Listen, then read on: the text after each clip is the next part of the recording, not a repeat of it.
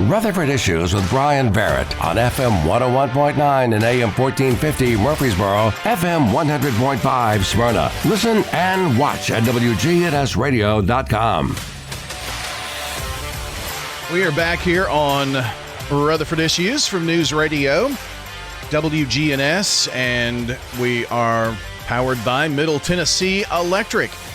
You know, Sharing Change has donated $11 million. That's right, $11 million to local nonprofits assisting worthy causes right here in our community. You can find out more about Sharing Change online at sharingchange.org. That's sharingchange.org.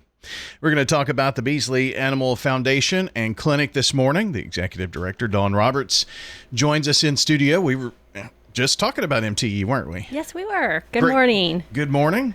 Great community partners, them and many more included in all that. Absolutely. Yeah, Rutherford County is definitely blessed with a lot of partners that join causes that are helping the community every day.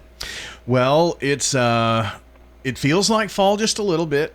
Wonderful. Yeah, but it makes me think fall, and then every Friday, Saturday, Sunday is about full in September and October, right up almost till Thanksgiving. Right, yeah. Before you know it, it's going to be Thanksgiving and then 2026. Oh, I don't know that I'm ready for that. No, this year's gone by really fast. Too fast. Yes. It's too fast. Yes. But it just seems like yesterday we were celebrating Barks and Bourbon. Have you ever said Burks and Bourbon? Anyway. No.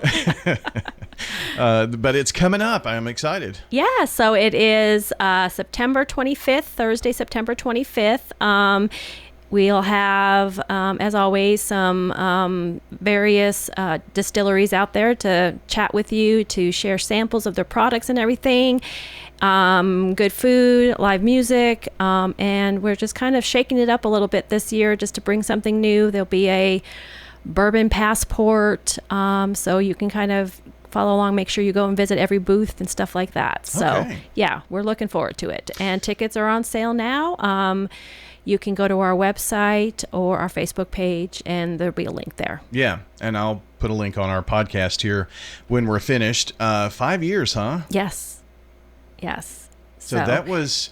It was the first one was 2019. Okay. So, and then we had, we were off a few years for COVID. Yeah. So it's at the beautiful Bell Meadows Farm, and they're very gracious hosts. So, as much as it takes to put on an event like this and all of that, at least we have, I think we're as further away we get from it, the more maybe we forget. But, that couple of years we had to change things and all of that. It kind of makes you appreciate being able to do an event. Exactly. Yeah. Things have changed dramatically. This is our second biggest fundraiser of the year. So, it's important that, people come out and support us to help us do what we do and keep our prices affordable and even provide, financial assistance for our pets to get spay and neutered. So this all goes to, of course, the programs of the Beesley Animal Foundation. Yes, it does. So tickets on sale now, and if you're thinking, I don't know where Bell Meadows Farm is, it's Las Casas, but it's like very early on in the Las Casas area. Yeah, it doesn't take any time to get there. Yeah. So, yeah. If I remember right, you turn off Compton Road if you want to go that way, and it's right. I think it's right off. It's very close. Yes. Yeah. Yeah. Unless you're like me and you turn off on the wrong road and then get lost. But, it's pretty country out there. It's beautiful. Yeah. And it's a beautiful facility, and it's just a great venue to have something like fun and unique and kind of just casual event like Barks and Bourbon. So, and you can bring your pups. Yes. And there are a few that do that. Yes, absolutely. Several that do. Yeah. And I even saw a horse there last time I went. So yeah. They have horses there, I believe. Yeah. They board horses there or something, or have their own horses or cows or... Yeah, I told my daughter that there was a horse there, and she says, "Oh, send me a picture." And so I back up to the horse and take a photo, and then he starts nibbling at my shirt. Oh, I think you told me that story. Yeah. That's pretty funny.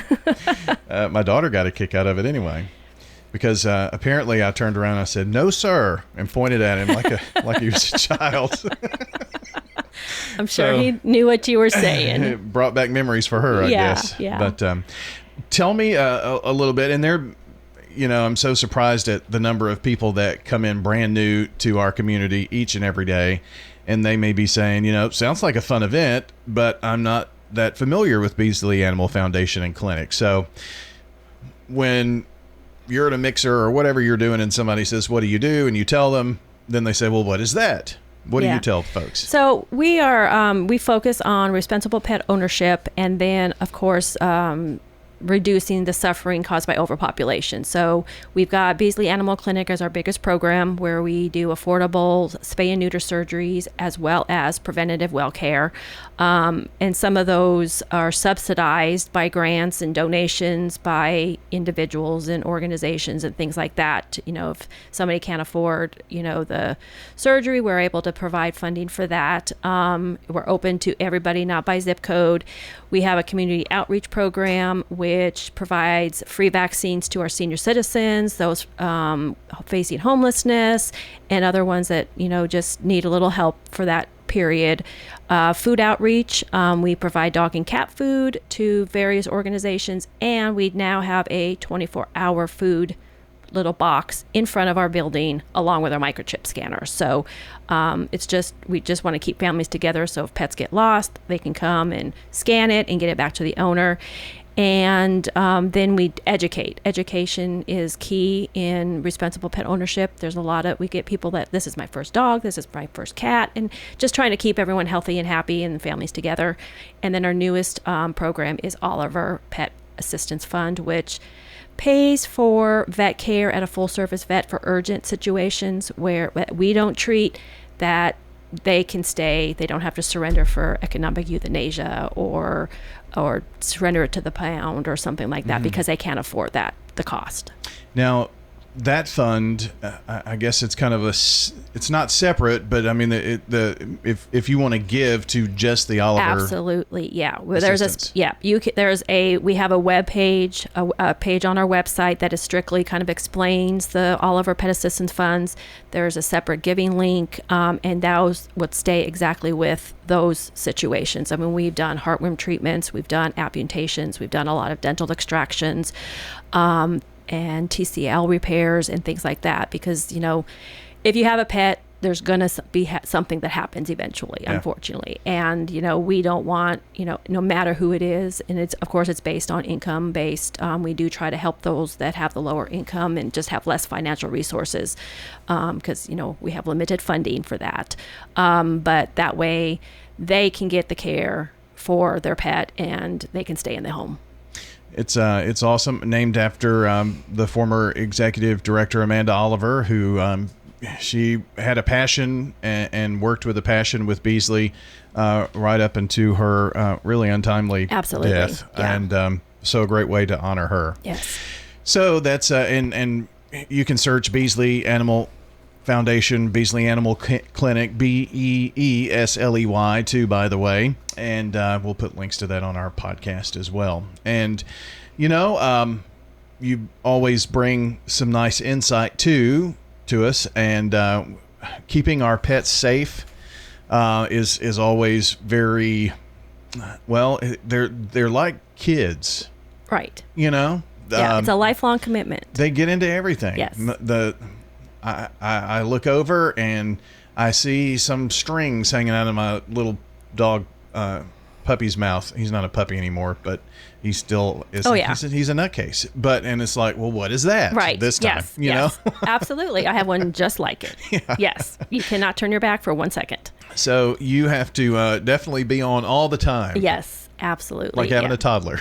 Exactly. Yep. If there's too quiet, they're into something. Yes. Or when they trot back to the bedroom and I'm not back there, it's like, you're up to something. Yes. I just know it. Yes. So, but, obviously long-term hospitalizations could happen, illness, accidents, things like that. And so you're going to pass along some tips on making sure that our pets are protected from stuff like that, right? What I wanted to talk about was how hard it is when you lose a pet. But when you don't outlive your pet. Oh, okay. Yeah. In fact, today we have a patient that their dad has passed away, and he he is struggling. He's very stressed. His whole world has changed. So, as part of being a responsible pet owner, if you have pets, you need to plan for what's going to happen to them if something should happen to you, whether you pass away or you become, you have to go away to a home or whatever. Anything can happen on a daily basis. Sure. So, okay. It's always best to make sure that you've got a plan in place that takes care of these animals because, I see it, all the time that, you can't always depend that your children are going to be able to welcome your pet into their home for one reason or another. And if you don't have children, like me and my husband, we have to ensure that whatever happens, when something happens to us, that our pets are taken care of. So, identify a trusted caregiver is one of them. Just make, you have to have, I'm sure everyone has that special person that knows that how much you value your animals. Ask them to say, hey, if something happens to me, can you please, take care of my pets for me? Give a pet care directive, which gives you write down every single thing that you do on a daily basis, what your pet needs, medications, vet offices, things like that. Put your pet in a will. Make sure and have a plan or a trust that says, okay, when something happens to me, appoint somebody or things like that to take care of your pet. It's pet alert card. We did give these away that says, put it in your wallet. I have pets. If, car accident, say I've got 4 pets at home, please go check on them or something. And here's emergency contact or things like that. So, you just never know what'll happen. 24 seems crazy driving down 24. There was a story yesterday. I don't know if you saw it in Laverne. Yes. I'm like, and I drive that every day. I'm like, oh my goodness. So, it's crazy. Yeah. So people get pets thinking, oh, I'm going to outlive them. And a bird can live to be 100 years old. A turtle can live to be 100 years old. So, you really do have to kind of think about what you want to do. Emergency pet care instructions at home. You just have it accessible so that if somebody does enter your home, they know what you need to do, and then, if you do have to be hospitalized for a certain period of time, is there somebody that can take care of your pet? And take them and stuff like that. So, there's an organization, secondchanceforpets.org, that kind of outlines these different things, and they have tools and resources to help pet parents kind of think, okay, what do I need to do? Help put some of these things in place. So, you'd hate for somebody, shelters are full, rescues are full. So what's going to happen to that pet if they have no place to go? Yeah.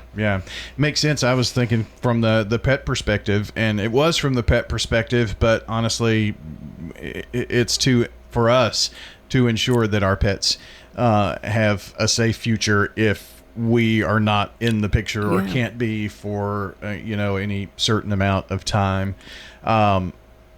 There's some long-term care programs out there with ASPCA as well, you were saying, and very, very important to have accessible health records and all of the vaccinations up to date, right? Yes, because if you need to suddenly just board them, your caregiver or the trusted guardian or whatever has to board them temporarily, then that is one thing they don't have to worry about. Your pets are up to date and for boarding and things like that. I think I found this on Second Chance for Pets is the Animal Care Panel, and that is something that it's a legal situation, but it allows your pet to stay in the home.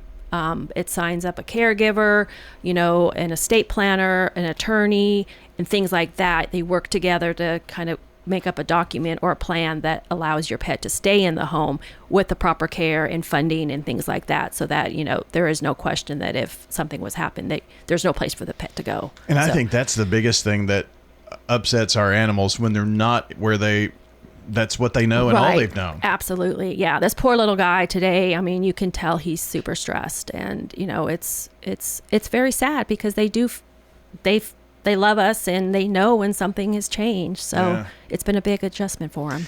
And, even if, like we go on a vacation and, doggy daycare and that kind of thing, there's fun aspects to that, but they still are a little bit apprehensive and very excited to get home. And then it's like they sleep for 2 days. Right. Because I mean, that exhaustion and that constant uncertainty. interaction. Yeah. I don't know. My dog loves it, so I think he'd live there if he could. Yeah. I guess that's a good way to look at it too. But yeah. I mean, it's constant interaction, and it's different routine than at home and stuff like that. So yeah, I mean, it's a new change of environment, and when they expect to see you walk through the door, and it's been 3 days and they haven't seen you walk through the door, they can sense it and they can feel it. Well, I have jokingly said to my kids that I'm leaving everything to the dogs and the will. Yeah. But, it just makes you think when we talk about, I mean, it's a serious subject, even though I was, tongue in cheek joking, but right. I mean, it is something to consider. Right. I mean, Beesley's focused about cats and dogs, but there's so many, like horses, like me. I've got horses. I mean, though that is a much bigger issue you have to worry about is stuff. So, I mean, it's for whatever pet. Like I said, birds can live forever. So, and I don't think everyone thinks about birds all the time. So. True. Well, as always, it was fun having you in, Dawn, and come by anytime. I don't know. We may or may not have a chance to talk about Barks and Bourbon again. I can't remember what our next date is. Maybe right before the event. It might be. Yeah. Yeah, probably is. Okay. Yeah. So we'll see you then. Okay. Thanks. Dawn Roberts joining us from the Beesley Animal Foundation and Clinic. Everything we talked about, we'll have the podcast up, WGNSradio.com. So be sure to check it out there.